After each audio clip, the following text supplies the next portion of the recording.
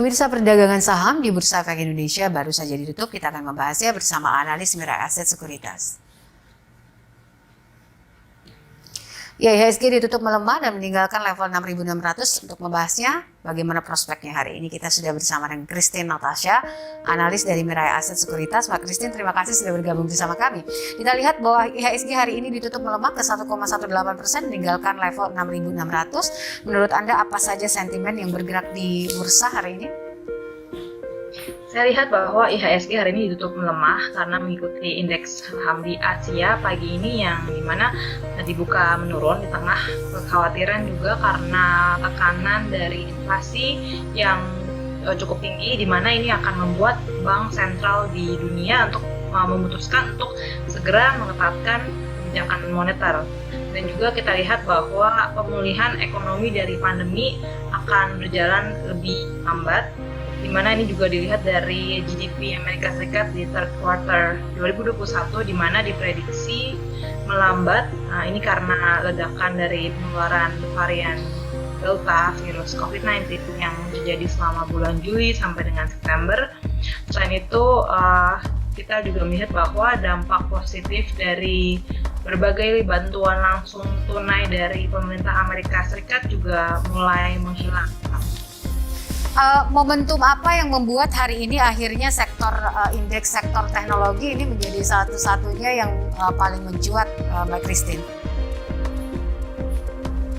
Kalau saya lihat ini karena kalau lihat dari Amerika Serikat, yield surat utang pemerintah Amerika Serikat sedikit menurun menjadi 1,53%, dan kita lihat juga dari result dari saham-saham teknologi juga biasanya kalau big cap menurun, saham-saham teknologi lebih menaik. Oke, ada beberapa sektor yang saya lihat di sini melemah begitu ya, indeks misalnya energi, sektor industri, kemudian indeks barang konsumen non skills. Ini kenapa mereka melemah? Kenapa saham-saham ini menjadi yang paling ambles hari ini? Kalau saya lihat sih ini dikarenakan bulan November biasanya juga kalau kita lihat adanya aksi profit taking juga sih. Kalau di kuartal keempat biasanya IHSG itu menguatnya di bulan Oktober dan juga di bulan Desember. Sementara untuk bulan November IHSG cenderung mix, walaupun melemah, koreksinya juga masih wajar karena penguatan di bulan Oktober yang diprediksi lumayan tinggi karena hal itu, dan kita sudah mau akhir bulan. Jadi saham-saham ini juga terkoreksi, dan kita lihat juga dari harga-harga komoditas saat ini juga terlihat menurun, dan kita lihat harga komoditas menurun setelah pemerintah Amerika Serikat juga menunjukkan bahwa peningkatan mingguan lebih besar untuk perkiraan persediaan atau inventory dari minyak mentah di Amerika Serikat, sehingga harga minyak mentah WTI pun menurun cukup dalam sebesar 31% menjadi 82,06 US dollar per barel. Dan juga dari berita dari China, di mana China akan membatasi harga batu bara, di mana ini juga memicu aksi dijual untuk seluruh komoditas. Dan juga kalau kita lihat dari laporan terakhir, NRBC bertujuan untuk menetapkan harga batubara di sekitaran 5.500 NAR atau Net Calorific Value, di mana langkah otoritas China ini untuk mengendalikan harga spot, dan ini membebani pasar futures daripada batubara. Jadi pada hari ini kita lihat energi sektor juga terkoreksi cukup dalam, ya, bahkan paling dalam untuk hari ini.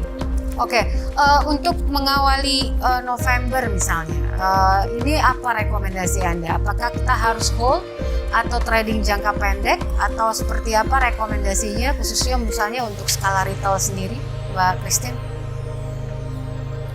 Kalau saya lihat sih untuk bulan November itu sebaiknya buy on weakness, karena memang biasanya tuh bulan November, kalau kita lihat tahun lalu juga kelihatan bahwa November IHSG cenderung bergerak mix dan melemah gitu ya. Walaupun melemah, koreksinya juga masih wajar kalau menurut saya, karena penguatan di bulan Oktober yang cukup signifikan gitu. Jadi bulan ini kan sudah naik cukup banyak, juga sampai 6.600-an. Dan jadi karena ada koreksi sehat di bulan November, sebaiknya untuk para investor lebih baik untuk wait and see dulu atau buy on weakness kalau yang memiliki cash cukup banyak. Baik. Karena kalau kita lihat nanti adanya window dressing di bulan Desember, pastinya IHSG akan terdorong tinggi dan juga nanti juga di continue dengan January effect gitu. Oke. Nah, untuk saham-saham rekomendasi big cap sendiri seperti apa untuk November ini? Apa yang bisa Anda rekomendasikan untuk saham-saham big caps? Kemudian ada yang menarik juga soal saham semen ini dan juga pengaruh untuk harga komoditasnya seperti apa, Mbak Christine? Untuk saham-saham big cap kita masih menyukai banks ya, jadi terutama untuk BBRI, BPCA, BBNI kita masih suka untuk saham-saham big cap-nya. Kalau untuk saham semen, kalau kita lihat memang dengan kenaikan global coal price ini menjadi negatif sentimen ya untuk terutama untuk perusahaan INTP dan SMPR sehingga karena marginnya dapat menurun. Walaupun kita masih expect bahwa company ini masih bakal dapat memitigasi kenaikan dari coal price dengan melakukan banyak cost efficiency gitu.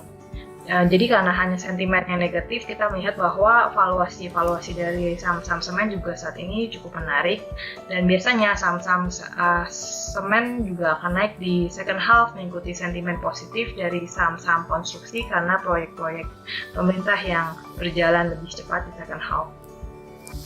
Baik.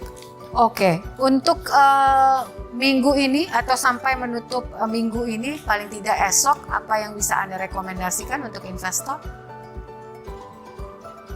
Kita melihat bahwa investor pastinya masih akan menantikan rilis data dari tenaga kerja Amerika Serikat, di mana initial jobless claim diprediksi akan mencapai 289.000 untuk minggu yang berakhir di 23 Oktober, di mana hal ini lebih rendah dibandingkan minggu sebelumnya. Jadi harap lebih berhati-hati, tapi saya menyarankan untuk buy on weakness untuk beberapa saham ini seperti MNCN, MPPA, Bank, SMBR, dan juga SCMA.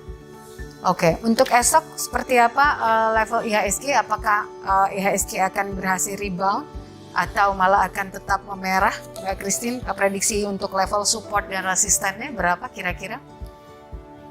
Untuk esok hari saya melihat IHSG karena setelah break di support levelnya itu di 6.585, maka indeks berpeluang untuk membentuk double top dalam jangka pendeknya dan menuju ke level 6.476 gitu. Jadi untuk saat ini saya melihat besok ada kecenderungan untuk bergerak mix dan cenderung di zona merah. Baik, terima kasih Mbak Christine untuk waktu dan juga analisa Anda bersama kami dalam Closing Market. Pemirsa, sejumlah sekuritas memiliki rekomendasi saham untuk pertimbangan investasi Anda. Berikut